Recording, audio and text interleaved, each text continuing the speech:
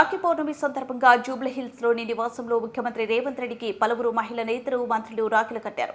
మంత్రి సీతక్క, ఏఐసీసీ రాష్ట్ర వ్యవహారాల ఇన్ఛార్జ్ దీపదాస్ మున్షి, గ్రేటర్ హైదరాబాద్ నగర డిప్యూటీ మేయర్ మోతే శ్రీలత, శోభన్ తదితరులు సీఎంకు రాఖీ కట్టారు.